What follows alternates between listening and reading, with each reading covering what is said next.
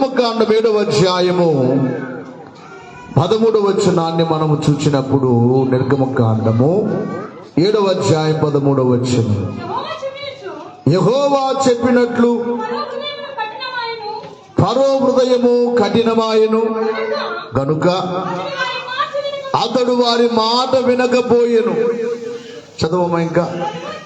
తరువాత యెహోవా మోషేతో ఇట్లా నేను ఫరో హృదయము కఠినమైనది, ఫరో హృదయనొల్లడని ప్రొద్దున మీరు ఫరో యొద్దకు వెళ్ళుము.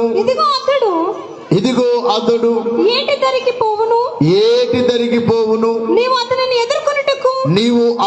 ఎదుర్కొనుటకు ఏటి నిలిచి అతనిని చూచి అరణ్యమందు నన్ను సేవించుటకై నా ప్రజలను పోనిమ్మని ఆజ్ఞాపించుటకు గాను హెబ్రీయుల దేవుడైన యెహోవా నన్ను నీ యొద్దకు పంపెను. నీవు ఇది వరకు వినకపోతివి కాగా యెహోవా ఆజ్ఞ ఏదనగా నేను యెహోవానని దీనిని బట్టి నీవు తెలుసుకొందువని యెహోవా చెప్పుచున్నాడు.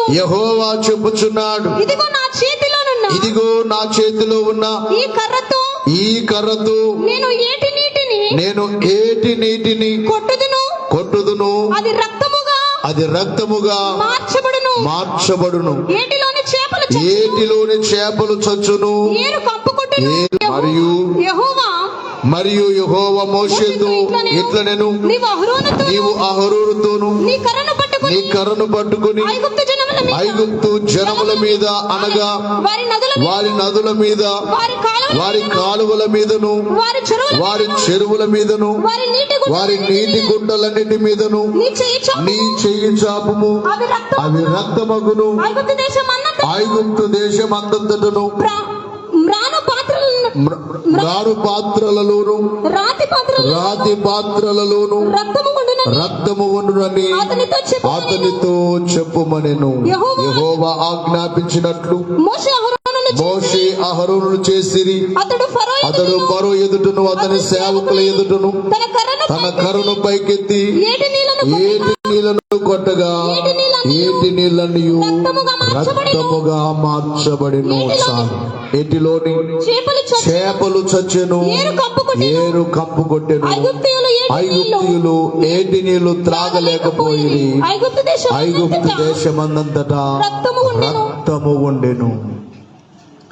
మొట్టమొదటిగా దేవుడు వారికి ఇచ్చిన శిక్ష, ఈ ఐగుప్తులైన వారికి కఠినులైన వారు, ఫరో కఠినుడు. ఐగుప్తు యొక్క ఫరో కఠినమైన వాడు. ఆ కఠినమైన వాడు నేను కూడా ఫరో ఎవరు అంటే అపవాది, కఠినమైన వాడు. తాను మారడు, అనేక మందిలో ఉండి మార్పు లేనిగా ప్రవర్తించే, మార్పు లేని వారిగా చేసే ఈ ఫరో నేడు కూడా ఈ భూమి మీద పని చేయించున్నాడు అపవాది.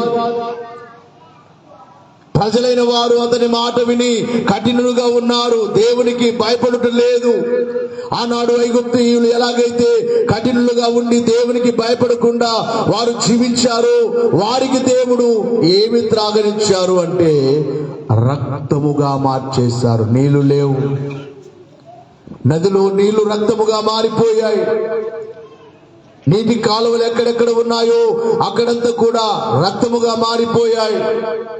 అక్కడ వారు దాని మీద తీసి వెళ్తున్నారు. కొంచెం బాగా ఆ మూత వేయండి, ఆ రేకులు రాళ్ళు పెట్టండి. చిన్నపిల్లలు బయటికి వెళ్తున్నారు.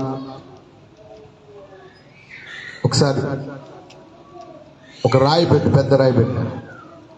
కనుక ప్రియులారా, మీ అందరికీ చెప్పే మాట ఏమిటంటే, ఆ దినమని ఎలాగైతే జరిగిందో ప్రభు యొక్క రాకడ తర్వాత ఈ ప్రపంచములో ఉన్న అన్ని నదులు, సముద్రము ఎలాగూ మారిపోతుంది అంటే, ప్రకటన గ్రంథము 16వ అధ్యాయములో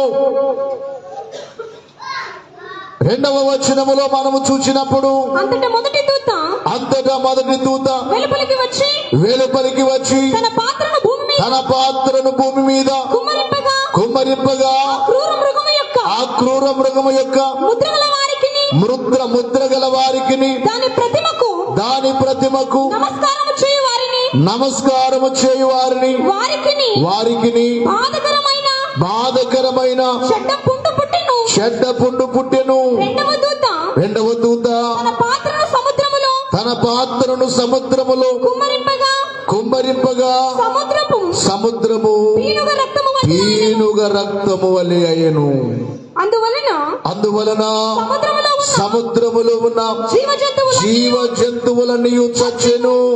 ఆ దినమున ఏటిలో ఉన్న కప్పలు, ఏటిలో ఉన్న చేపలు చచ్చిపోయి ఏరు కంపు కొట్టెను అని చూస్తూ ఉన్నాము.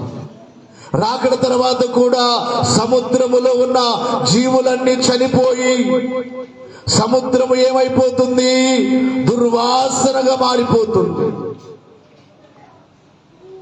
ఈ రోజున సముద్రము ద్వారా ఎంతో ఉపయోగం. అందుకే అయ్యగారు పద్యములో ఈ మాటను పద్యముగా పాడుచు అన్నారు. సంద్రంబు రక్తమౌ చచ్చును చేపలు వడలు నశించు ఉప్పు పాడు అన్నారు. సముద్రము రక్తమైపోతుంది, వాడలన్నీ కూడా నాశనం అయిపోతాయి. ఈ రోజున మనము తినుచున్న భోజనము ఉప్పు లేకపోతే ఎంత రుచికరమైన భోజనము చేసుకున్నా ప్రతి వారికి ఉప్పు అవసరము. సముద్రమే రక్తమైపోతే ఉప్పు దొరకదు. ఉప్పు లేకపోతే మానవుని యొక్క మనుగడ లేదు. కనుక ప్రియులరా, ఇక్కడ మనం చూస్తున్నాము సముద్రము రక్తముగా మార్చబడుతుంది. ఇంకా మనము చూసినట్లయితే పీనుగ రక్తం వలె ఆయను. అందువలన సముద్రములో ఉన్న జీవ జంతువులన్నీ చచ్చెను. మూడవ దూత తన పాత్రను నదులలోను జలధారులలోను కుమ్మరింపగా అవి రక్తమాయను. ఆ దినమున ఐగుప్తు దేశములో వారు దేవుని ప్రజలను బాధ పెడుతూ ఉంటే, దేవుని ప్రజలను పోనీయనొల్లక, వారు దేవునికి భయపడక కఠినముగా ఉంటే, వారి నదులు ఎలాగైతే రక్తముగా మారిపోయాయో, వారి యొక్క నీళ్ళన్నీ ఎలాగో రక్తముగా మారిపోయారు. త్వరలో ఈ ప్రపంచములో సముద్రము రక్తముగా మారబోతుంది. ఏటి నీళ్ళన్నీ కూడా, నదులన్నీ కూడా, ఎక్కడెక్కడైతే నదులు ఉన్నాయో, ఎక్కడెక్కడైతే నీళ్లు ఉన్నాయో అవన్నీ కూడా ఎలా మార్చబడబోతున్నాయంటే రక్తముగా మార్చబడబోతున్నాయి. నదులలోను జలధారులలోను ఎక్కడెక్కడైతే జలధారులు ఉన్నాయో అక్కడంతా కూడా మూడవ దూత తన పాత్రను కుమ్మరించగానే అవన్నీ కూడా రక్తముగా మార్చబడతాయి. ఐదవ వచనములో అప్పుడు వర్తమాన భూత భవిష్యత్తు కాలములలో ఉండు పవిత్రుడా పరిశుద్ధుడా పరిశుద్ధుల రక్తమును ప్రవక్తల రక్తమును వారు కార్చినందుకు తీర్పు తీర్చి వారికి రక్తము త్రాగనిచ్చితివి. ఎంతో మంది దేవుని సేవకులైన వారి రక్తము కారేటట్లుగా చేశారు. నీతి బోధను బోధించే బోధకులను చంపారు. వారి రక్తము ఈ భూమి మీద ఒలికింది. ప్రవక్తల రక్తము ఈ భూమి మీద ఒలికింది. పరిశుద్ధుల రక్తము ఈ భూమి మీద ఒలికింది. ఎందరో మిషనరీలు వస్తే వారిని చంపివేశారు. మన భారతదేశంలో కూడా కుష్ఠరోగుల మధ్యలోనికి సేవ చేయడానికి వచ్చిన దైవ సేవకులను ఎందరినో చంపారు. గత దినాల్లో ప్రవీణ్ ప్రగడాలు అనబడే దైవ సేవకుని చంపారు. ఈ రోజున దేవుని సేవకుల రక్తము కారుతున్నది గాని ఒక రోజున ఈ ప్రపంచానికి దేవుడు ఏమి త్రాగించబోవచ్చున్నాడు అంటే రక్తమే. ఇక్కడ రాయబడింది కదా, అప్పుడు వర్తమాన భూతకాలములలో ఉండు పవిత్రుడైన దేవుడు పరిశుద్ధుల రక్తము, ప్రవక్తల రక్తమును వారు కార్చినందున తీర్పు తీర్చి వారికి రక్తమే త్రాగనిస్తాడట దేవుడు. వారు ఆ దినమున దేవునికి భయపడక మోషేను ఎంతగా మోషే మీద తిరుగుబాటు చేశారు, ఎంతగా వారు ఆ దినమున ఐగుప్తీయులు వారు దేవునికి వ్యతిరేకంగా ప్రవర్తించారు. నేటికి కూడా చాలా మంది వారికి అధికారం ఉన్నదని, వారికి బలం ఉన్నదని, వారికి డబ్బు ఉన్నదని, దేవుడంటే భయం లేకుండా, భక్తి లేకుండా, భయపడకుండా బ్రతుకుచున్న వారికి ఒక రోజు రాబోతుంది, రక్తము త్రాగనిచ్చే రోజు. అంత రక్తముగా మార్చబడుతుంది. ఇక రెండవ శ్రమ లేక రెండవ తెగులు వారికి ఏమొచ్చింది అంటే, వారున్న ప్రాంతం అంతా కప్పలు వచ్చాయి. ఇళ్లలో కప్పలే, వీధిలో కప్పలే, ఎక్కడ చూసినా కప్పలే. ఒక కప్ప మన ఇంటికి వస్తేనే, మన ఇంట్లోనికి వస్తేనే ఉంచుకుంటామా? మాట్లాడలేదయ్యా. కప్పలంటే ఇష్టమా? మాట్లాడలేదు. మేము ఊరు బయట ఉన్నాం కాబట్టి కప్పులు బాగా వస్తూ ఉంటాయి. వచ్చిన వాటిని అన్ని బయటకు వేస్తాం.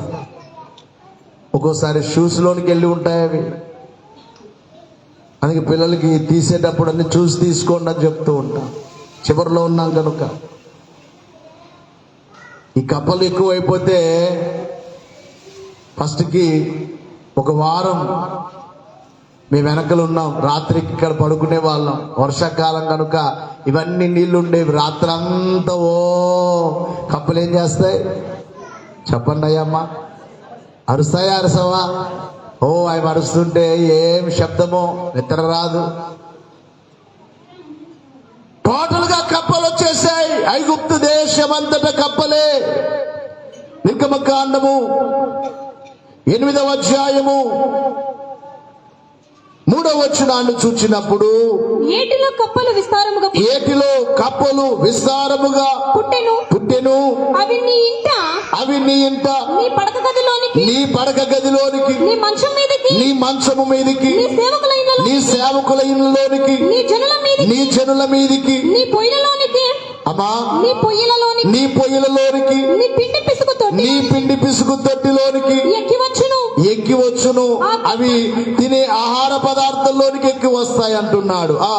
ఆ కప్పలు నీ మీదికి, నీ జనుల మీదికి, నీ సేవకులందరి మీదికి వచ్చునని యెహోవా సెలవిచ్చుచున్నాడు అని చెప్పుమనెను.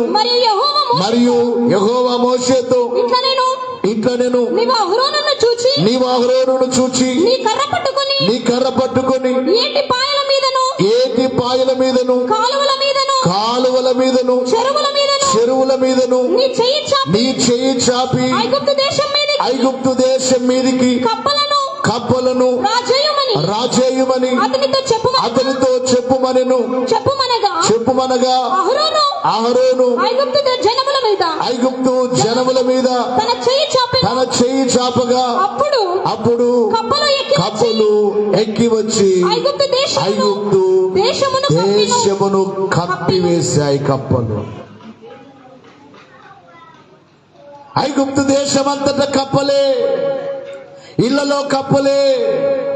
వారి పిండి రొట్టె చేసుకోవడానికి పిండి తీసుకుంటే ఆ పిండిలో కప్పలే. టోటల్ గా కప్పలు వచ్చేసాయి ఇళ్లలోకి. దేశమంతా కప్పలు వచ్చాయి. చెప్పారు కదా కప్పలు ఎంత అసహ్యమో. చైనా వారు కప్పలు తింటారు, అవునా కాదా? చాలా దేశాల్లో కప్పలు తింటూ ఉంటారు. కప్పలు చూస్తేనే అస్సలు ముట్టుకోవడానికి కూడా ఇష్టం ఉండదు. కొంతమంది కప్పలంటే చెప్పండి అమ్మయ్య, భయమా కాదా చెప్పాలి. కొంత కప్పలతో ఆడుతూ ఉంటారు కొంతమంది. కప్పను వాళ్ళ మీదకి వేసేది భయపడే వాళ్ళ మీద. కనుక కప్పలు వచ్చి దేశమంతా సౌండ్ చేస్తున్నాయి. Back back back back back back అంటున్నాయి. చెవులంతవి పగిలిపోయేటట్లుగా శబ్దాలు. ఇక ఫరోకి ఏం చేయాలో అర్థం కావట్లేదు. నాయనా తండ్రి మోషే, నీ ప్రజల్ని పంపిస్తాను, ఆ కప్పలన్నీ పోయేటట్లుగా నీవు ప్రార్థన చెయ్యి. అక్కడ అక్కడ మరలా చివరి వచనంలోకి వచ్చేటప్పుడు అతని హృదయము కఠినమాయను అని చూస్తాం. చివరి వచనం 23 ఒక్కసారి చదువమ్మా. 23 నా ప్రజలను నీ ప్రజల నుండి ప్రత్యేకపరచదను. రేపు ఈ సూచక క్రియ జరుగునని యెహోవా సెలవిచ్చినట్టు. 8వ అధ్యాయం 23వ వచనం.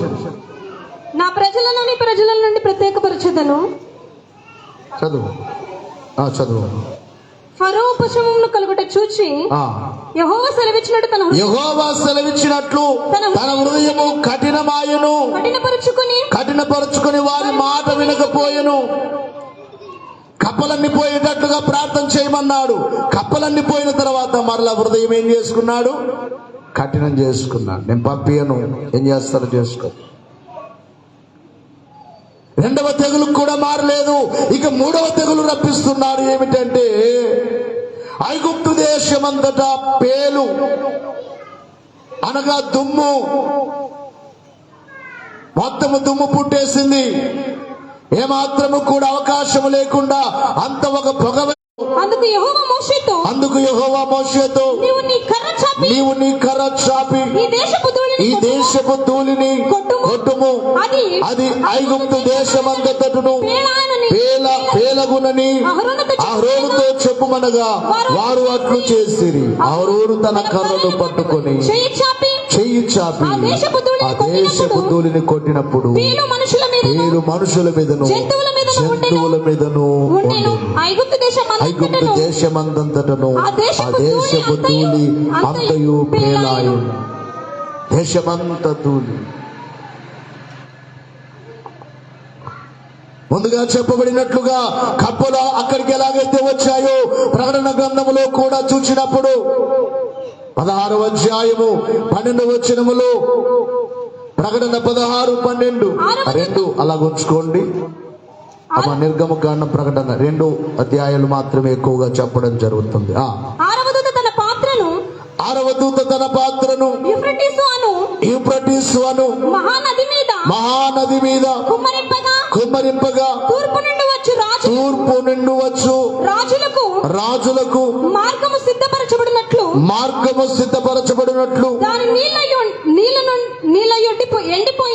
నీళ్లు ఎండిపోయెను. మరియు ఆ ఘట సర్పము నోట నుండి క్రూర మృగము నోట నుండి అబద్ధ ప్రవక్త నోట నుండి కప్పల వంటి 3 అపవిత్రాత్మలు బయలువెడలగా చూచితిని. అవి సూచనలు చేయునట్టి దయ్యముల ఆత్మలే. అవి సర్వాధికారి అయిన దేవుని మహాదినమున జరుగు యుద్ధమునకు లోకమంతట ఉన్న రాజులను పోగు చేయనని వారి యొద్దకు బయలు వెళ్ళి. చాలు. 7 ఏళ్ల శ్రమలలో కూడా కప్పల వంటి దురాత్మలు వస్తాయి. అబద్ధ ప్రవక్త నోట నుండి, క్రూర మృగము నోట నుండి, ఘట సర్పము నోట నుండి అనగా అపవాది నోట్లో నుండి, అబద్ధ ప్రవక్త అంత్యక్రీస్తు వీరి 3 నోట్ల నుండి, వీరి నోళ్ళలో నుండి 3 దురాత్మలు లేక కప్పల వంటి దురాత్మలు. కప్పల్లా ఉంటాయి అవి. అక్కడ ఎలాగైతే కప్పలు వచ్చాయో 7 ఏళ్ల శ్రమల్లో కూడా కప్పలు రాబోతున్నాయి. అక్కడ ఎలాగైతే ధూళి వచ్చి తెగుళ్ళు వచ్చాయో వారికి ఆ ధూళి వలన తెగులు వచ్చిందో ప్రకటన గ్రంథములో మనం చూసినప్పుడు 16వ అధ్యాయము 8-9 వచనాల్లో 4వ దూత తన పాత్రను సూర్యుని మీద కుమ్మరించగా మనుషులను అగ్నితో కాల్చుటకు సూర్యునికి అధికారం ఇవ్వబడును. కాగా మనుషులు తీవ్రమైన వేడిమితో కాలిపోయి ఈ తెగుళ్ళ మీద అధికారము గల దేవుని నామమును దూషించిరి గాని ఆయనను మహిమపరచలేదు. ఎన్ని తెగుళ్ళు వచ్చినా వారికి పేలు వలన తెగులు వచ్చింది. ఏడేళ్ల శ్రమలలో కూడా సూర్యుడు వేడి అయి తెగులు వస్తే ఆ తెగులు వచ్చినందున ఆ రోగం వచ్చిన ప్రజలైన వారు మార్పు చెందకుండా ఇంకా ఏమైపోతున్నారట? కఠినులైపోతున్నారు. ఫరో కఠినుడైనట్లుగా. నాలుగవదిగా చూచినట్లయితే జోరిగలు వచ్చాయి. ఇల్లంతా ఈగలే, దేశమంతా ఈగలే. మనం చూచినప్పుడు నిర్గమకాండం 8వ అధ్యాయం 20వ వచనములో కాబట్టి యెహోవా మోషేతో నీవు ప్రొద్దున లేచి అమ్మా ఫరో ఎదుట నిలువుము. ఇదిగో అతడు ఏటి యొద్దకు పోవును. నీవు అతనిని చూచి నన్ను సేవించుటకు నా ప్రజలను పోనిమ్ము. నీవు నా ప్రజలను పోనీయని ఎడల చూడుము, నేను నీ మీదికి నీ సేవకుల మీదికి నీ ప్రజల మీదికి నీ ఇళ్లలోనికి ఈగల గుంపులను పంపుతాను అంటున్నాడు. ఈగలు రావడాన్ని బట్టి వారికి తెగులు వచ్చింది. రకరకాల తెగుళ్ళు, నీళ్లు రక్తముగా మారడాన్ని బట్టి తెగులు వచ్చింది. కప్పలను బట్టి తెగులు వచ్చింది. కప్పలు చనిపోయే వాసనకు వారికి తెగులు వచ్చాయి. ధూళి వలన వారికి తెగులు వచ్చింది. ఇక్కడ జోరీగలు వచ్చాయి. ఇళ్లలోనికి ఈగలు వచ్చాయి. ఈగల వల్ల వారికి తెగులు వచ్చినట్లుగా ప్రకటన గ్రంథములో నానా విధములైన రోగాలు ప్రజలకు వస్తాయి. ఇప్పుడు వచ్చే రోగాల కంటే ఇప్పుడు ఏ హాస్పిటల్కి వెళ్ళినా రోగులే కనపడుతున్నారు.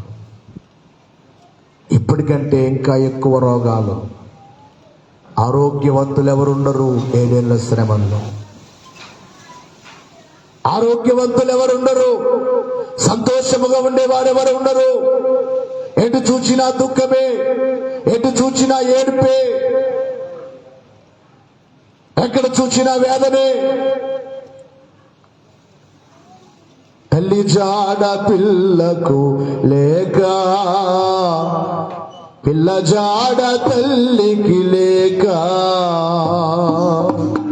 తల్లి జాడ పిల్లకు లేక, పిల్ల జాడ తల్లికి లేక, చెట్టుకొకరు అనాథలై అరచే రోజు, చెట్టుకొకరు అనాథలై అరచే రోజు, ఆ రోజు శ్రమను తప్పించే నాదు లేదు.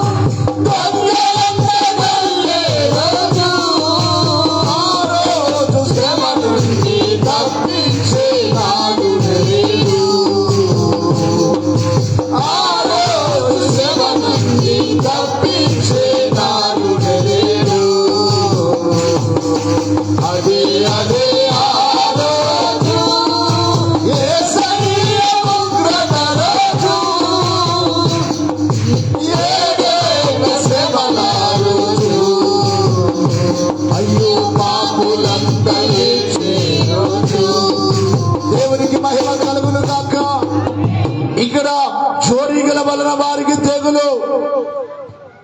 ప్రకటన గ్రంథము 15వ అధ్యాయము 1-2 వచనాల్లో నానా విధములైన తెగుళ్ళు వస్తాయి. చదువమ్మా. మరియు ఆశ్చర్యకరమైన ఆ, మరి యొక్క గొప్ప సూచన గొప్ప సూచన పరలోకమందు చూచి తిని పరలోకమందు చూచి తిని అదేమనగా 7 తెగుళ్ళు చేత పట్టుకొని ఉన్న 7 తెగుళ్ళు చేత పట్టుకొని ఉన్న 7 దూతలు ఇవే కడవరి తెగుళ్ళు. ఇవే కడవరి తెగుళ్ళు. వీటితో దేవుని కోపము సమాప్తమాయను అనే మాటలు ఇక్కడ చెప్పబడుతున్నాయి. జోరిగల వలన వారికి తెగులు వచ్చింది. ప్రకటన గ్రంథములో నానా విధములైన తెగుళ్ళు, 7 తెగుళ్ళు, కడవరి తెగుళ్ళు. ఈ రోజున కూడా అనేకమైన తెగుళ్ళను మనం చూస్తూ ఉన్నాం. ఒక 100 సంవత్సరాల క్రిందట భారతదేశంలో, ప్రపంచ దేశంలో ఒక వ్యాధి, ఒక తెగులు, కలరా అనే ఒక వ్యాధి వచ్చి, ఆ వ్యాధి వస్తే మనిషి బ్రతకడు. పెద్దలైన వారు చెప్పగా నేను విన్నాను, మా నాన్న చెప్పగా విన్నాను. మా అబ్బలైన వారు 5 మంది అన్నదమ్ములు మా అబ్బను చంపివేశారు, హత్య చేశారు. డైరెక్ట్గా ఎదుర్కోలేక విషమిచ్చి చంపారు. ఆ ఊర్లో వారిదే ఎక్కువగా 5 మంది కనుక ఎవరొచ్చినా వారిని గెలవలేకపోయేవారు.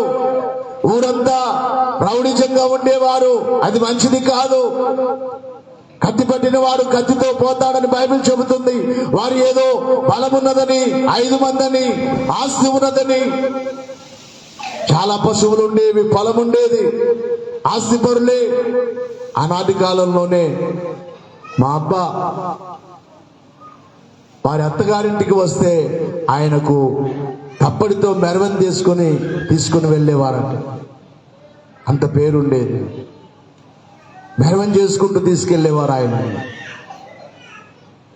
ఆ తిరణాలు జరిగేటప్పుడు ఆయన ముందర ఆయన వస్తూ ఉంటే ఆయన ముందర తప్పట్లు కొట్టుకుంటూ వెళ్ళేవారు. అలాంటి పరిస్థితి. పెద్ద ఆయన అలా చనిపోయాడు. ఇంకొక ఆయన, 2 ఆయన నేను 2 చూశాను. ఆ 3 చూశాను, 2 చూడలేదు. 3 చూశాను. 3లో ఆ చిన్నప్ప చాలా ప్రేమించేవాడు. నేనంటే చాలా ఇష్టం అనేవాడు. నాయనా నువ్వు మా గుంపులో గొప్పవాడు అవుతావులే,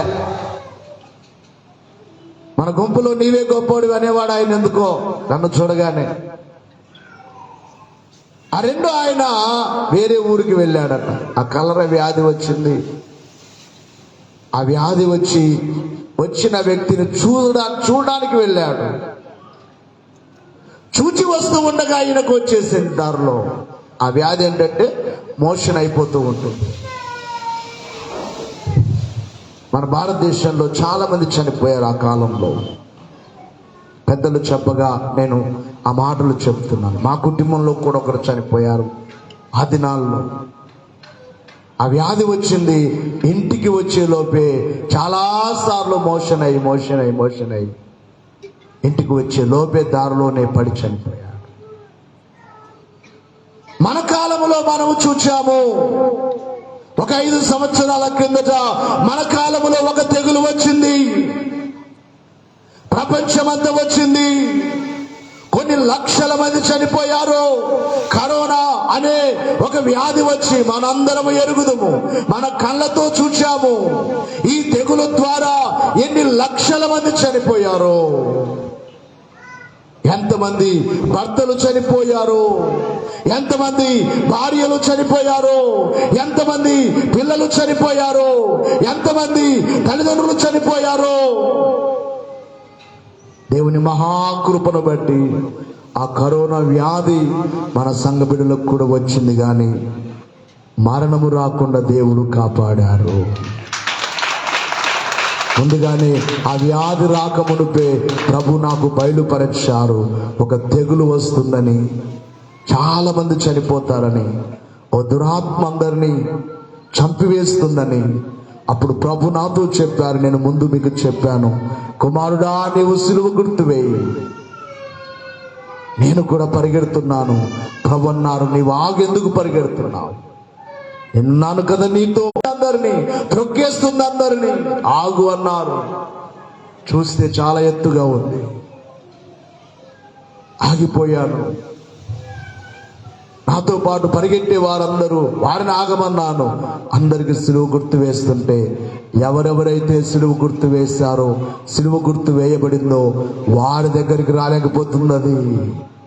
నా దగ్గరికి రాలేకపోతుంది, వారి దగ్గరికి రాలేకపోతుంది.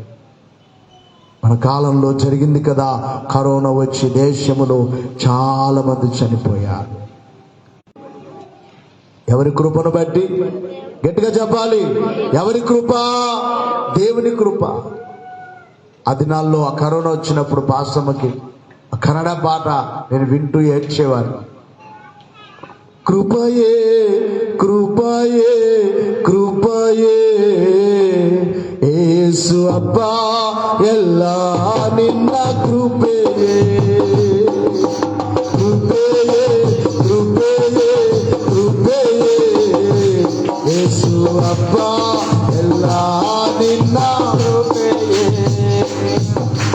ನನ್ನ ಜೀವನ ಸಾಗುತ್ತಿರುವುದು ನನ್ನ ಬಲದಿಂದಲ್ಲ,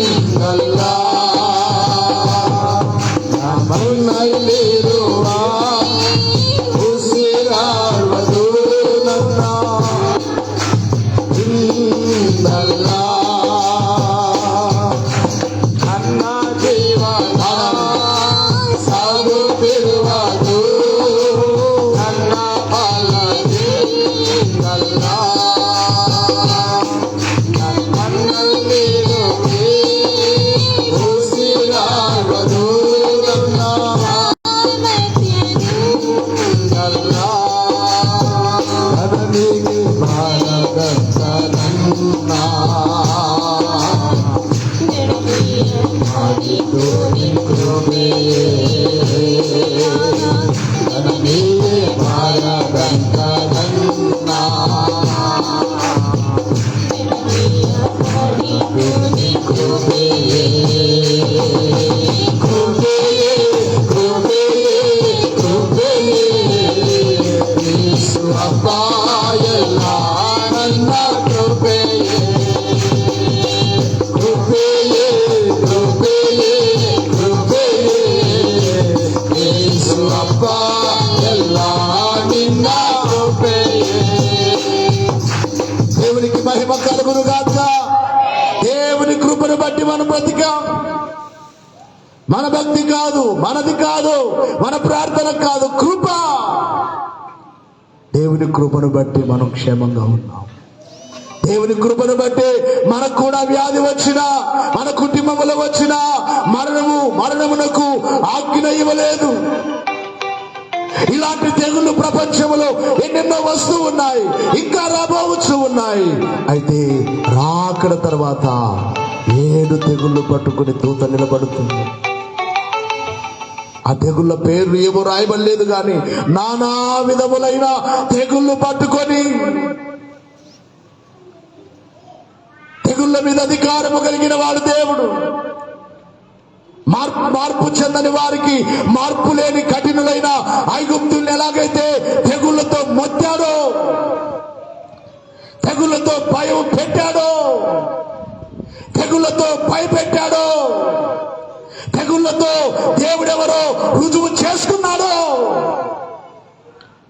త్వరలో ప్రపంచానికి రాబోవచ్చున్న తెగుళ్లను గూర్చి పరిశుద్ధ గ్రంథం మనకు తెలియజేస్తుంది. నానా విధములైన తెగుళ్ళు ప్రపంచానికి రాబోతున్నాయి. 5వదిగా చూసినట్లయితే వారి యొక్క పశువులకు వచ్చాయి తెగుళ్ళు. అనగా పశువుల ద్వారా కూడా, జీవుల ద్వారా కూడా మనిషికి వారికి ఆదాయం ఉన్నది. పశువులు కూడా అవసరం, గొర్రెలు అవసరం, ప్రతి జీవి మానవునికి అవసరం, అన్నీ అవసరం. ఏమి లేకపోయినా మానవుని జీవితం కష్టమే. అందుకనే వారి ఆహారాల మీద, వారి నీళ్ల మీద మాత్రమే కాకుండా దేవుడు దేని మీదకి పంపించాడంటే వారి పశువుల మీదకి తెగుళ్ళు పంపించాడు. దేవుని యొక్క వాక్యములు మనం చూసినప్పుడు నిర్గమకాండము 9వ అధ్యాయము 1వ వచనము నుండి చూచినప్పుడు తర్వాత యెహోవా మోషేతో ఇట్లా నేను నీవు ఫరో యొద్దకు వెళ్ళి నన్ను సేవించుటకు నా ప్రజలను పోనిమ్ము. నీవు వారిని పోనీయ నొల్లని ఎడల నొల్లక ఇంకను వారిని నిర్బంధించిన ఎడల యెహోవా బాహుబలము పొలములో ఉన్న నీ పశువుల మీదికి, నీ గుర్రముల మీదికి, గాడిదల మీదికి, ఒంటెల మీదికి, ఎద్దుల మీదికి, గొర్రెల మీదికి వచ్చును. మిక్కిలి బాధకరమైన తెగుళ్ళు కలుగును. అయితే యెహోవా ఇశ్రాయేలీయుల పశువులను ఐగుప్తు పశువులను వేరుపరచును. ఇశ్రాయేలీయులు అక్కడే ఉన్నారు. ఐగుప్తు దేశంలోనే గోషేను ప్రాంతములో ఉన్నారు. ఇశ్రాయేలీయుల పశువులకు, ఇశ్రాయేలీయుల గొర్రెలకు, ఇశ్రాయేలీయుల గుర్రాలకు, ఇశ్రాయేలీయుల ఒంటెలకు, ఇశ్రాయేలీయుల గాడిదలకు ఏ తెగులు లేదు. ఎవరికి తెగులు వచ్చాయి? ఎవరి పశువులకు వచ్చాయి? గట్టిగా చెప్పాలి. మీరు మాట్లాడలేదు. మీరు చెప్పుకోండి. మేము మాదే ఈరోజు చెప్పి త్వరగానే వదిలిపెడితే బాగుంటుంది అన్నట్లు కూర్చున్నాం. వినట్లేదు వాక్యాలు. పశువుల మీదకి తెగుళ్ళు, గొర్రెల మీదకి తెగుళ్ళు, వారికి ఉపయోగకరమైన అన్నిటి మీద, గుర్రాల మీద, అన్నిటి మీద తెగుళ్ళు. 7 ఏళ్ల శ్రమల్లో కూడా పచ్చగడ్డంతయు కాలిపోవును, వృక్షములన్నీ కాలిపోవును. పశువులకు తినడానికి ఆహారం ఉండదు, గొర్రెలకు తినడానికి గడ్డి ఉండదు, ఏ జీవికి ఆహారం ఉండదు. ఆహారము లేకపోతే బ్రతుకుతాయా? ఈ రోజున గుర్రములు, చాలా మంది చాలా దేశాల్లో గుర్రములను పెంచుచూ ఉన్నారు. ఆనాటి కాలంలో ప్రపంచంలోనే గొప్ప గుర్రాలుగా పిలువబడుచున్న ఐగుప్తు గుర్రాలు. ఐగుప్తు దేశంలో చాలా గొప్ప గుర్రాలు ఉండేవి. ఆ గుర్రములు చాలా వేగముగా పరిగెట్టేవి. ఆ గుర్రములు చాలా అందమైనవని నేను గుర్రములను గురించి చెప్పాలనుకున్నాను. పరమగీతం ఐగుప్తు గుర్రాలకు పోల్చాడు సంఘాన్ని. కానీ మోషే సుఖోపవాసంలో ఉన్నాం కనుక నిర్గమకాండం గురించి చెప్పాలి. దేవునికి మహిమ కలుగును గాక. చేతులు ఎత్తట్లేదు హుషారుగా. దేవునికి స్తుతి కలుగును గాక. 7 ఏళ్ల శ్రమలలో కూడా ఈ గుర్రములను వేసుకొని భూరాజులందరూ కూడా ఆయన మీదకి యుద్ధానికి వస్తారు. వచ్చినప్పుడు ఏం జరుగుతుంది? ప్రకటన గ్రంథము 19వ అధ్యాయము 18వ వచనం. మరియు ప్రకటన గ్రంథము 19:18. మరియు ఒక దూత సూర్యబింబములో నిలిచి ఒక దూత నిలిచి యుండుట చూచి తిని అతడు గొప్ప శబ్దముతో ఆర్భటించి రండి రాజుల మాంసమును సహస్రాధిపతుల మాంసమును బలిష్ఠుల మాంసమును గుర్రముల మాంసమును వాటి మీద కూర్చున్న వారి మాంసమును స్వతంత్రులేమి దాసులేమి కొద్దివారేమి గొప్పవారేమి అందరి యొక్క మాంసము తినుటకై దేవుని గొప్ప విందుకు కూడి రండని ఆకాశ మండలములో ఎగురుచున్న సమస్త పక్షులను పిలిచెను. గుర్రములు ఇక్కడ నశించిపోతున్నాయి. గుర్రములన్నీ ఆయన నోటి వెంబడి వచ్చే ఖడ్గము ద్వారా గుర్రములు చనిపోతాయి. గుర్రముల మీద కూర్చున్న వారు చనిపోతారు, రాజులు చనిపోతారు, సహస్రాధిపతులు చనిపోతారు. ఆ చనిపోయిన వారి మాంసమంతా కూడా ఆకాశములో ఉన్న పక్షులకు దేవుడు వెందుగా చేయబోచున్నాడు. ఆ దినమున గుర్రముల మీదకి, పశువుల మీదకి ఎలాగో తెగులు వచ్చాయో 7 శ్రమలలో ఆ గుర్రములను వధించి దేవుడు విందుగా మార్చబోచున్నాడు. 6వదిగా చూచినట్లయితే ఐగుప్తు దేశములో వారికి దద్దుర్లు వచ్చాయి. దేహమంత దద్దుర్లు అనగా వారి పొక్కులేసిపోతుంది. దద్దుర్లు వచ్చి పొక్కులేస్తుంది. భయంకరమైన దురద. 9వ అధ్యాయం 8వ వచనము నుండి కాగా యెహోవా మీరు మీ పిడికల నుండి నిండా మీ పిడికలు నిండా ఆవపు బుగ్గిని తీసుకొని మోషే ఫరో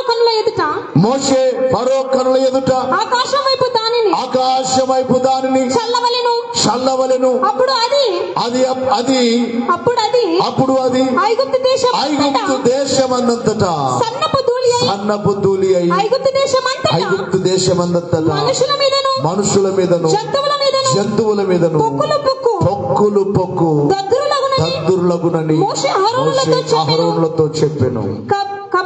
కాబట్టి వారు ఆవపు బుగ్గి తీసుకుని వచ్చి ఫరో ఎదుట నిలిచిరి. మోషే ఆకాశం వైపు దానిని చల్లగానే అది మనుషులకును జంతువులకును పొక్కు దద్దురులాయను.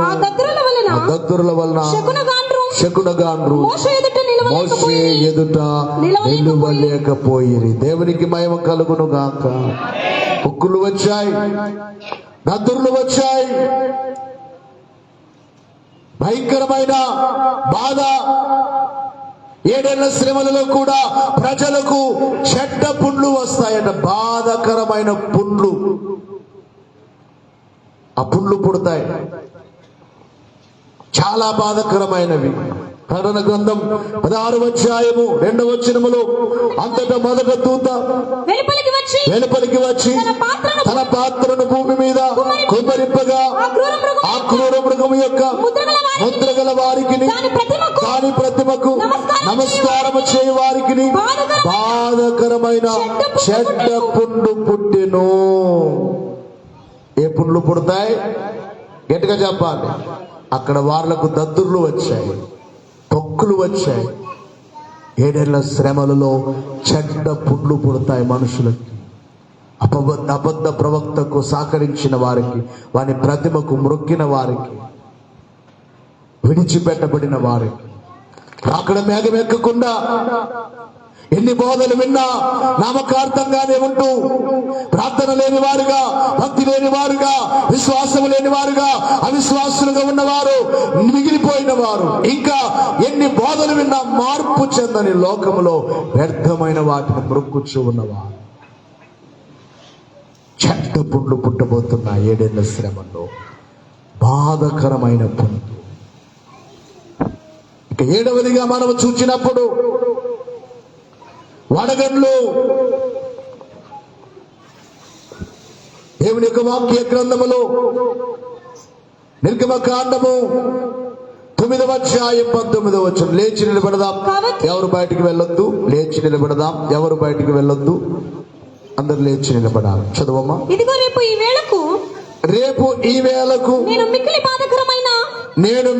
బాధకరమైన వడగండ్లను కురిపించెదను. ఏం కురిపిస్తానంటున్నాడు? నిర్గమకాండంలో ఐగుప్తు దేశం మీద వడగండ్లను కురిపిస్తాను. ఐగుప్తు రాజ్యము స్థాపించినది దినము మొదలుకొని ఇది వరకు అట్టి వడగండ్లు ఆ దేశములో పడలేదు. కాబట్టి నీవు ఇప్పుడు పంపి నీ పశువులను పొలములోనికి నీకు కలిగినది యావత్తును త్వరగా భద్రపరచుకోండి. ఇశ్రాయేలీయులతో చెప్తున్నారు, మీకున్న పశువులను, మీకున్న గొర్రెలను భద్రం చేసుకోండి. పొలాల్లోనికి పంపించొద్దు, బయటికి పంపించొద్దు. దేవుడు వడగండ్లు కురిపించబోచున్నాడు. మనకు కూడా ఇప్పుడు వడగండ్లు కురుస్తూ ఉన్నాయి. ఈ సంవత్సరంలో పోయిన నెలలో, ఒక నెల క్రిందట పైగా అవుతుంది వడగండ్లు కురుగోల్లో కూడా వడగండ్లు చేరాలేదా? గట్టిగా చెప్పాలి. మేము ఆ రోజు ఇంటి దగ్గర లేము. 2 కుమార్తెలు ఉన్నారు. ఆ రేకుల మీద వర్షం వస్తేనే మామూలు శబ్దం ఉండదు. వడగండ్లు పడితే ఇంకెలా ఉంటుంది? వాళ్ళు భయపడి ఫోన్ చేశారు. నేను అన్నాను, ఏం కాదు, భయపడద్దని. రాళ్ళేసినట్లుగా ఉంటుంది వడగన్లు. ఆ వడగన్ల సమయంలో మనిషి ఎక్కడైనా బయట ఉంటే వడగన్ల దెబ్బకు చనిపోయే ప్రమాదం కూడా ఉంటుంది. కొన్ని గొర్రెలు వడగన్లకు చనిపోయాయని మనం న్యూస్లో వింటూ ఉంటాం. వడగళ్ళు కురిపిస్తానంటున్నాడు. వడగళ్ళు కురిపించాడు ఐగుప్తు దేశములో. ఐగుప్తు దేశములో కురిసిన వడగన్లు, ఈ మంచు వడగన్లు, ఐస్ గడ్డలు కురిశాయేమో గాని 7 ఏళ్ల శ్రమలలో అవి కాదు కురిసేది. దేవుని యొక్క వాక్యములు ప్రకటన గ్రంథము 8వ అధ్యాయము 7వ వచనం. మొదటి దూత బూర ఊదినప్పుడు రక్తముతో మిళితమైన వడగండ్లను అగ్నియు పుట్టి. బాగా వినాలి. ఎలా ఉంటాయి ఈ వడగండ్లు? 7 ఏళ్ల శ్రమల్లో కురిసే వడగండ్లు అగ్నితో మిళితమై రక్తముగా ఉంటాయి. చూస్తే రక్తములాగుంటాయి కానీ అగ్ని. 5 మనుగులు ఉంటాయట ఒక్కొక్కటి, చాలా పెద్దవి. చిన్న చిన్న వడగన్లు పడితేనే చచ్చిపోతే 5 మనుగులు కలిగిన ఆ వడగన్లు పడుతుంటే మనిషి ఎలాగా, మనుగడలాగా? చదువమ్మా. భూమి పైన పడవేయబడెను. అందువలన భూమిలో 3వ భాగము కాలిపోయెను. చెట్లలో 3వ భాగము కాలిపోయెను. పచ్చగడ్డంతయు కాలిపోయెను. కనుక పెద్ద పెద్ద వడగండ్లు, అగ్నితో మిళితమైన వడగండ్లు కురబోచున్నాయి. వడగండ్లు కురిసే రోజు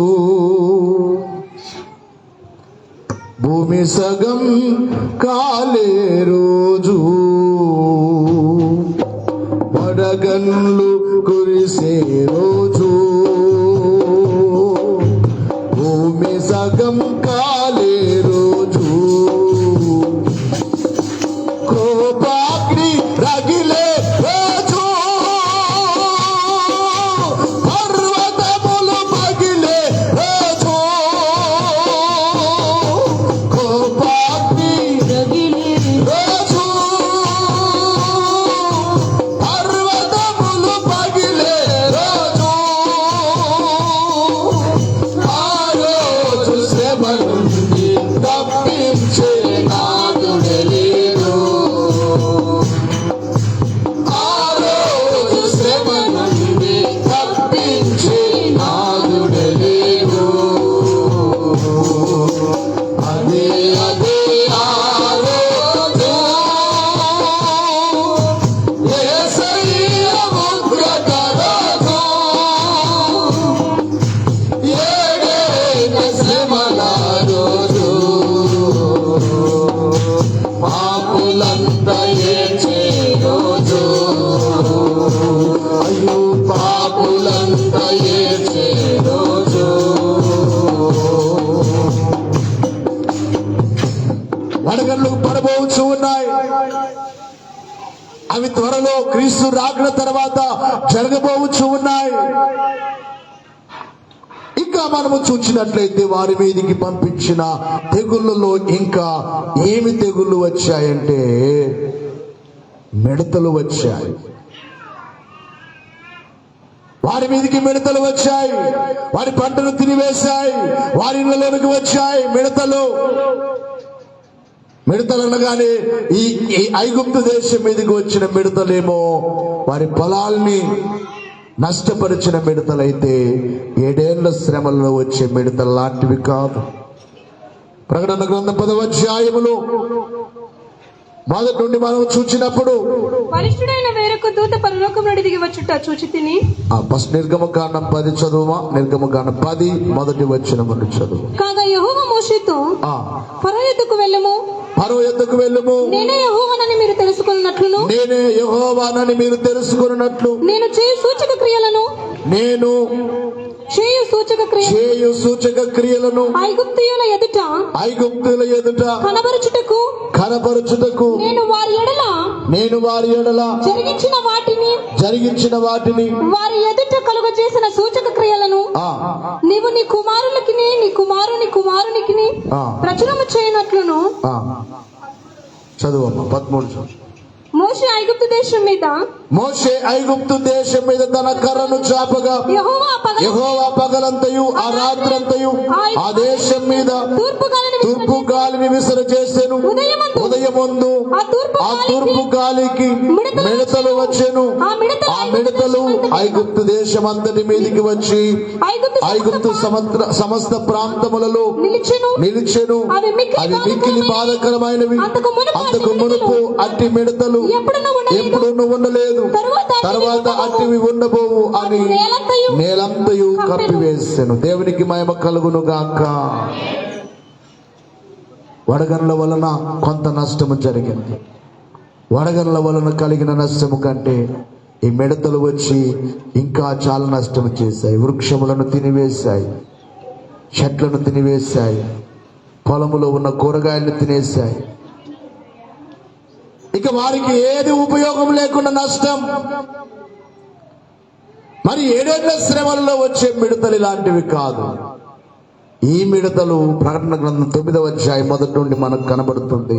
5వ దూత బూర ఊదినప్పుడు ఆకాశము నుండి భూమి మీద ఒక నక్షత్రము రాలుతుంది. రాలిన నక్షత్రమును చూచి తిని అగాధము యొక్క తాళపు చెవి అతనికి ఇవ్వబడెను. అతడు అగాధము తెరవగా పెద్ద కొలిమిలో నుండి లేచు పొగ వంటి పొగ ఆ అగాధములో నుండి లేచెను. ఆ అగాధములో పొగ చేత వాయుమండలమును చీకటి కమ్మెను. ఆ పొగలో నుండి మిడతలు భూమి మీదికి వచ్చెను. ఏమొచ్చెను? గట్టిగా చెప్పాలి. పాతాళములో నుంచి వస్తాయి. అయ్యగారు పాడుచు అన్నారు, దయ్యాలు మిడతలై తమ వారిని కుటంగా తేలుబాదను పోలి తీపి గలదు. 5 మాసముల వరకు అట్లయుండు చావు కోరుదురు అది పారిపోవు గనుక. 5 నెలలు ఉంటుందట బాధ. ఎంత బాధ చెప్పండి అయ్యమ్మా. ఈ మిడతలు వస్తాయి. ఐగుప్తు దేశం మీదకి మిడతలు వచ్చాయి. 7 ఏళ్ల శ్రమల్లో మిడతలు వచ్చాయి. ఈ మిడతలు వీటి యొక్క రూపాన్ని గూర్చి కూడా మనం చదువుకుందాం.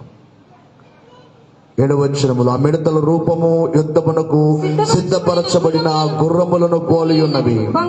బంగారం వలె మరియు కిరీటముల వంటివి వాటి తల్ల మీద ఉండెను. వాటి ముఖములు మనుషుల ముఖముల వంటివి. వాటికి స్త్రీల వంటి తల వెంట్రుకలు వాటికి ఉండెను. వాటి పండ్లు సింహపు కోరల వలె ఉండెను.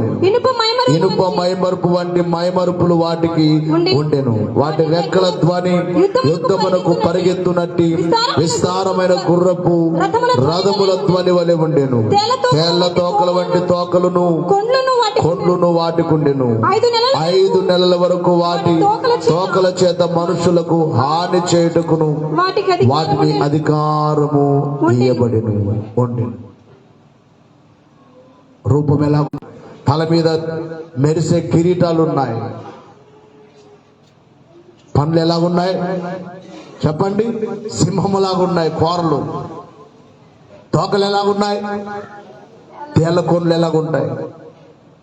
ఆ కొండితో కుడితే ఎన్ని నెలలు బాధ? 5 నెలలు బాధ. తట్టుకోలేని బాధ. చనిపోదామంటే చావు రాదట. 5 నెలల వరకు ఒక ముద్ర వేస్తారు. అపవాది ముద్ర ఎవరికైతే ఉంటుందో, 666 ముద్ర ఎవరికైతే ఉంటుందో వారినే కుడతాయి అవి. ఆ రోజు కూడా కొంతమంది మిగిలిపోతారు. ఇప్పుడు సిద్ధపడని వారు మిగిలిపోతారు.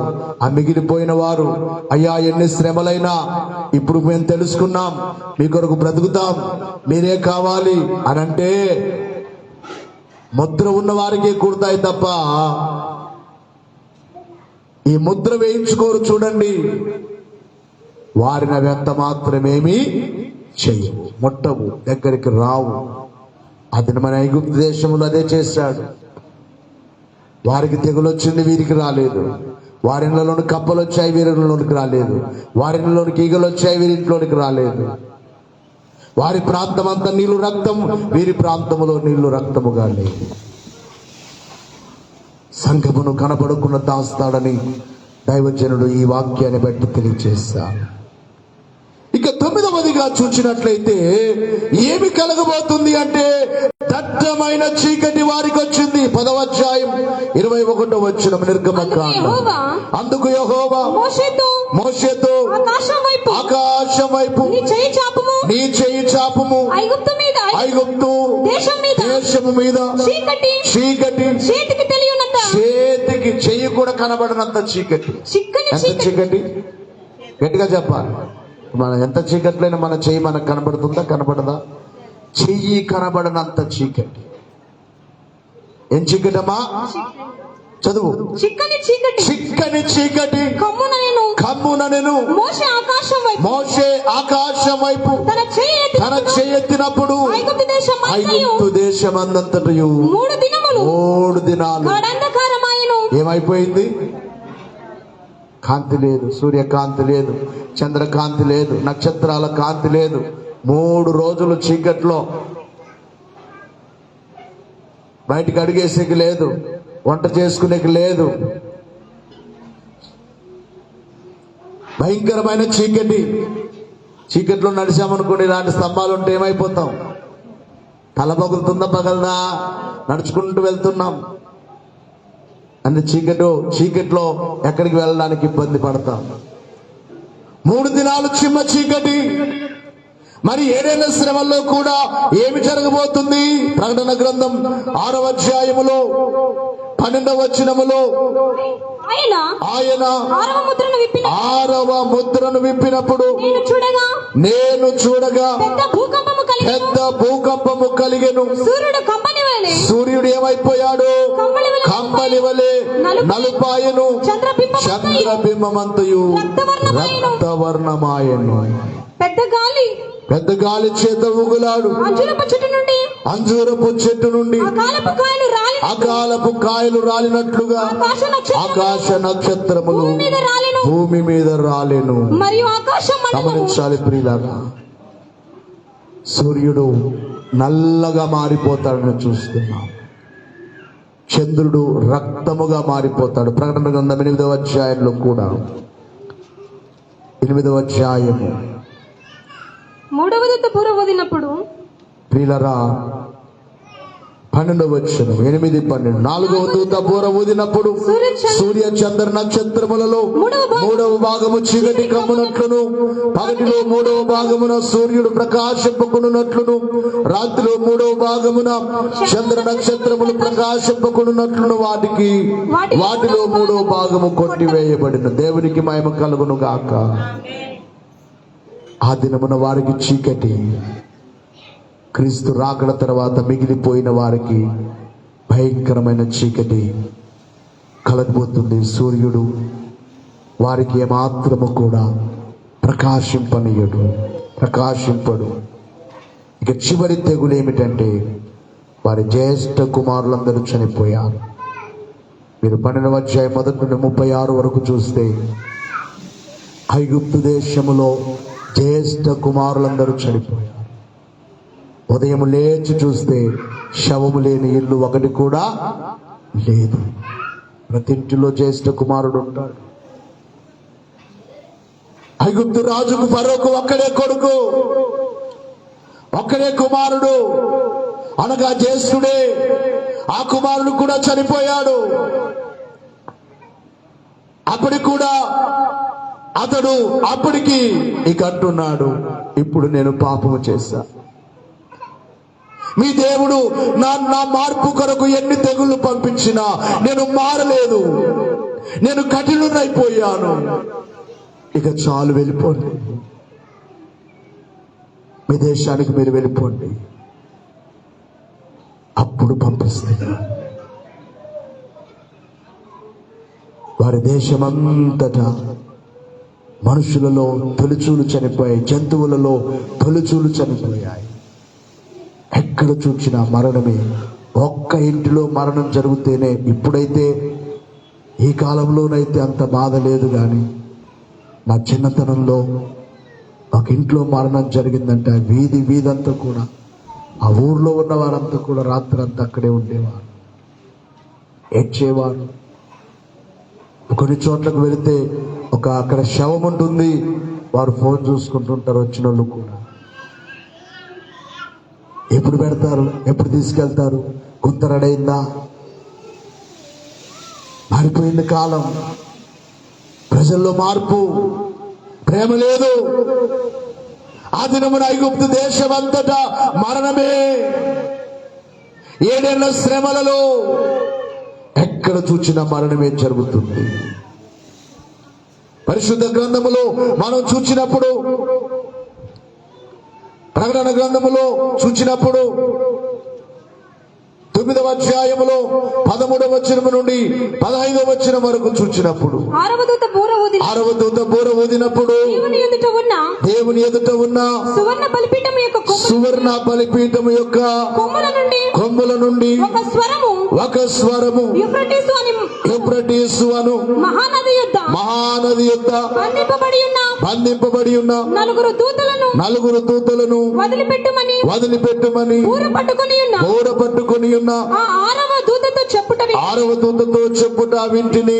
మనుషులలో 3వ భాగము సంహరింపవలనని అదే సంవత్సరమున, అదే నెలలో, అదే దినమున, అదే గంటకు సిద్ధపరచబడి ఉండిన ఆ 4 దూతలు వదిలిపెట్టబడి, మనుషులలో 3వ భాగము వధింపబడాలి, చంపబడాలి. 3వ భాగము అనగా చాలా మంది చనిపోతారు.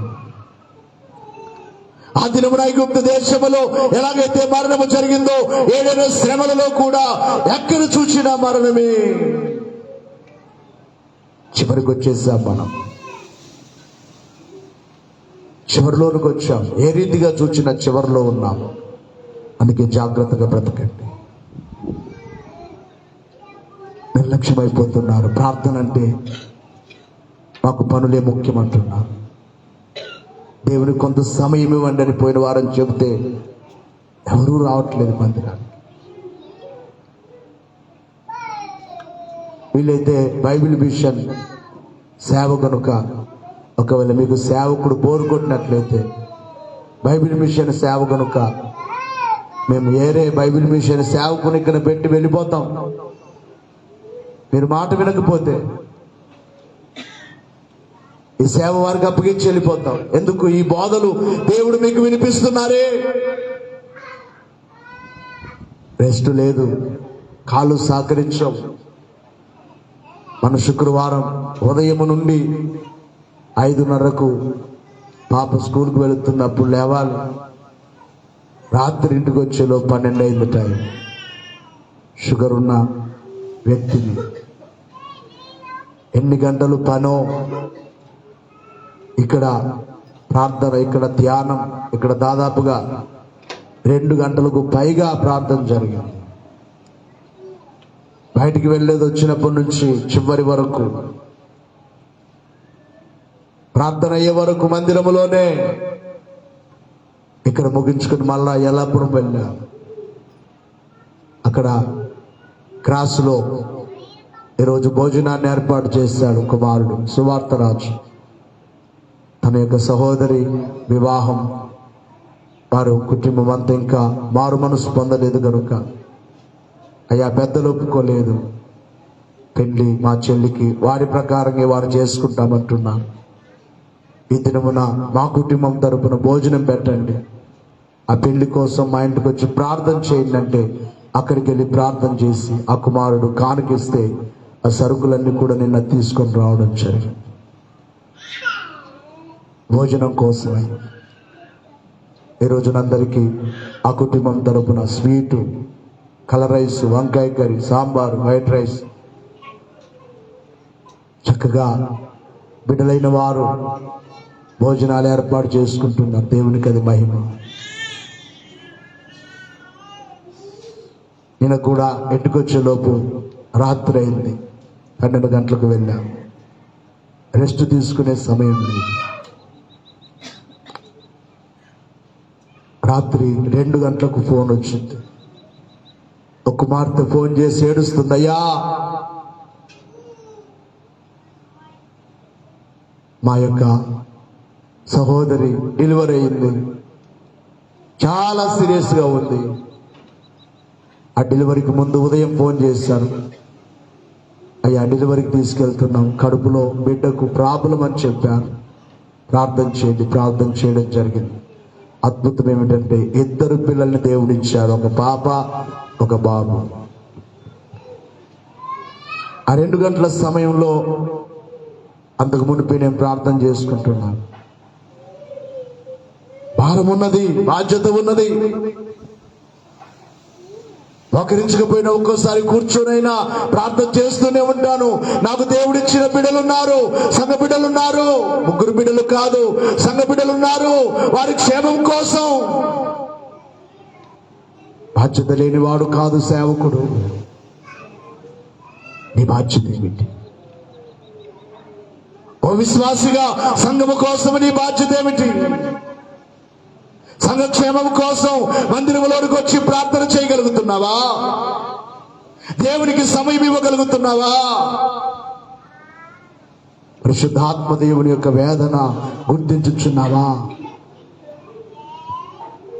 దేవుని యొక్క విశ్వాసులారా మీ అందరికీ చెప్తున్నాను, దేవునితో గడపండి. రాబోచున్నాడు ప్రభు. పోయినసారి అమెరికా దేశంలో ఒక పెద్ద పట్టణం, ఆ రాష్ట్రమునకు రాజధానిగా ఉన్న పట్టణంలో భూకంపం వచ్చి 40 అంతస్తులు 30 అంతస్తులు కలిగిన బిల్డింగులు కుప్పకూలిపోయి లక్షలాది మంది ప్రజలు, అందులో వేలాది మంది ప్రజలు చనిపోయారు. అనేక ప్రాంతాల్లో భూకంపాలు, అనేక ప్రాంతాల్లో యుద్ధాలు, అనేక ప్రాంతాల్లో కరువులు. రాబోచున్నాడు ప్రభు. ప్రభు వచ్చిన తర్వాత ఈ ప్రపంచానికి ఇప్పుడు వచ్చేదానికంటే ఇంకా రాబోతున్నాయి, ఇంకా రాబోతున్నాయి, ఇంకా రాబోతున్నాయి. ఇక్కడ చూస్తున్న మనుషుల్లో 3వ భాగం చనిపోతారు. ఇంకా ఏదైనా శ్రమల్లో ఏమి జరుగును? ఇంకా ఏమి జరుగును అంటే ఇక్కడ దైవజనుడు అంటున్నారు, గాలి వీచకుండా దేవుడు ఆపు చేయును. ఏమి వీచకుండా? ప్రకటన గ్రంథంలోనే ఆ మాట ఉంటుంది, గాలి వీచకుండా ఆపు చేస్తాడు. సామెతల గ్రంథంలో రాయబడి ఉంటుంది, గాలిని ఏం చేస్తాడంటే దేవుడు తన పిడికెళ్ళలో పట్టుకోగలిగిన వాడు. మన దేవుడు ఎవరు చెప్పండి అయ్యమ్మా? ఇంత చల్లగా గాలి వీస్తుందంటే ఆయన పట్టుకోవట్లేదు. పట్టుకుంటే ఎవరు పాడైపోతారు? ఎవరు చనిపోతారు? ఆయన పిల్లలమైన మనం. ఆయన సృష్టించిన సృష్టి, ఆయన సృష్టించిన జీవులు, ఆయన సృష్టించిన చెట్లు, ఆయన సృష్టించిన ఏ మొక్క గాలి లేకపోతే బ్రతకలేదు. పంచభూతములలో ఒకటి లేకపోతే బ్రతకలేదు. ఇంతకుముందు చెప్పాను, నిప్పు లేకపోయినా బ్రతకలేదు, నీరు లేకపోయినా బ్రతకలేదు, గాలి లేకపోయినా బ్రతకలేదు, నేల లేకపోయినా బ్రతకలేదు, నింగి లేకపోయినా బ్రతకలేం, ఆకాశము లేకపోయినా బ్రతకలేం, భూమి లేకపోయినా బ్రతకలేం, గాలి లేకపోయినా బ్రతకలేం, సూర్యుడు వేడి లేకపోయినా బ్రతకలేం, గాలి లేకపోయినా బ్రతకలేం. గాలిని పట్టుకొనును. సమయాన్ని బట్టి రెఫరెన్సులు చదివించట్లేదు కాబట్టి, ఇంకా ఏమి జరుగును? అగ్ని కురిపించును, తీవ్రమైన వేడిమి, అగ్ని వలన అంతయు కాలిపోవును. ఇంకా ఏమి కలుగును? సూర్యునికి ఆయన తీవ్రమైన వేడి కలిగేటట్లుగా చేస్తాడట. ఆ వేడి వలన అనేకులు చనిపోతారు. ఇంకా ఏమి జరుగును? ఖడ్గము వలన, కరువు వలన, క్రూర మృగముల వలన శ్రమలు వస్తాయి. 7 ఏళ్ల శ్రమలలో ఇంకా ఏమి జరుగును? ఒకరినొకరు చంపుకుంటారు. సమాధానం లేదు. పిచ్చోళ్ళు అయిపోతారు, కొట్టుకుంటారు, పొడుచుకుంటారు, చంపుకుంటారు. ఇవన్నీ 7 ఏళ్ల శ్రమలలో జరగబోతున్నాయి. మీ అందరికీ దేవుని వాక్యమును బట్టే చెబుతున్నాను. వాక్యము లేకుండా ఏది చెప్పట్లేదు. దేవునికి సమయం ఇవ్వండి, సిద్ధపడండి. ప్రభు రాబోచున్నారు. మేఘమెక్కుదాం, ఎగిరిపోదాం. అట్టి భాగ్యము దేవుడు మనకెల్లరకు అనుగ్రహించునుగాక. ఆమేన్. మోకరించండి, మోకరించండి. సిద్ధపరచు నాయనా, నన్ను సిద్ధపరచుమయ్యా, నన్ను సిద్ధపరచుము తండ్రి.